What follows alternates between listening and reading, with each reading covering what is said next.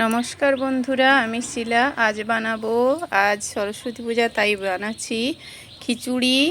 আগুনটা ধরিয়ে দিলাম, তার জন্য খিচুড়ি, নিরামিষ খিচুড়ি বানালাম। চাল ডাল নিয়ে নিয়েছি, আর নিচ্ছি ফুলকপি, গাজর, বিনস, আলু দিয়ে প্রথমে কড়াইটা বসিয়ে দিয়ে সবজিগুলো ভেজে নেব। আদা বাটা আর চিনে বাদামটা ভেজে রেখেছি, এই দিয়ে খিচুড়ি বানাবো। কড়াইটা বসিয়ে নিলাম, এখন তেল দিয়ে প্রথমে সবজিগুলো ভেজে নেব।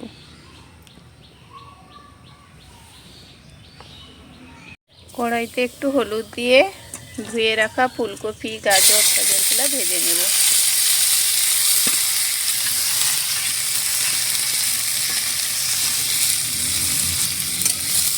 ভাজা ভাজা করে নেব কড়াইতে।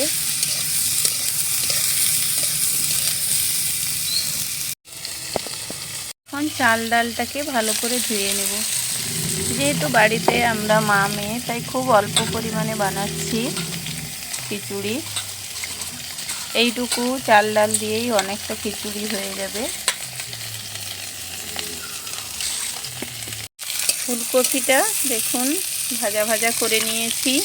ওর মধ্যে দিচ্ছি আদা বাটা, আর দিচ্ছি হলুদ, জিরে গুঁড়ি দিচ্ছি, আর দিচ্ছি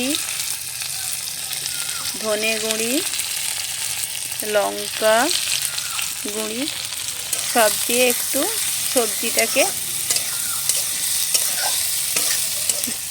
ভেজে নিচ্ছি।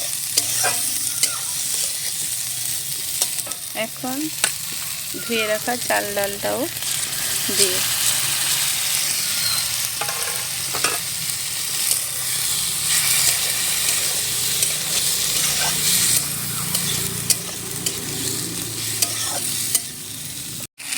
দেখুন, মশলার মধ্যে সমস্ত চাল ডালটা ভালো করে মিশিয়ে একটু কষিয়ে নিলাম।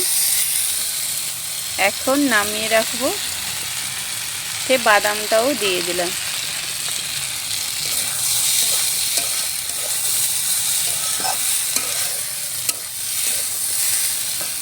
এখন হাঁড়িটাতে জলটা গরম করে নেব, যেটাতে আমি খিচুড়ির সব কিছু মশলার সঙ্গে একটু ভেজে নিয়েছিলাম ফুলকপি, আর ওদিকে জলটাও গরম করে নিয়ে ওর মধ্যে চাল ডালটা দিয়ে দেব।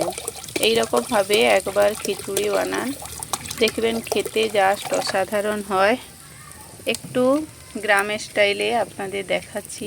বিভিন্ন লোক বিভিন্ন রকমভাবে আপনারা খিচুড়ি বানান, এটাও খুব ভালো হয় খেতে। অবশ্যই একবার ট্রাই করুন।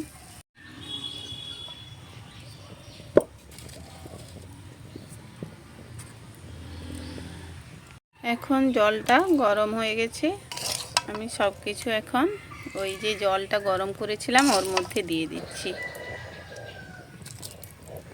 আর কোনো তেল মশলা কিছুই দিতে লাগবে না, কারণ আমি সমস্ত কিছু দিয়ে এখানে রেডি করেছি। তো লবণটাও দিয়ে দিলাম। দেখুন সুন্দর জলের মধ্যে দিয়ে ফুটটা উঠিয়ে নিয়েছি। এখন সব কিছু ভালো করে সেদ্ধ হয়ে গেলেই তৈরি হয়ে যাবে একদম সিম্পল স্টাইলে খিচুড়ি, গ্রামের স্টাইলে।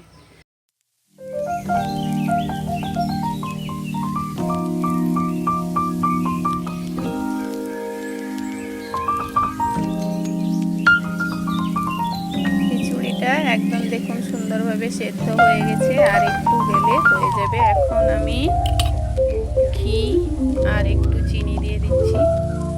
ঘি না দিলে নিরামিষ খিচুড়ি ভালো লাগে না, আর দিচ্ছি চিনি। আর তৈরি হয়ে গেল সরস্বতী পূজা।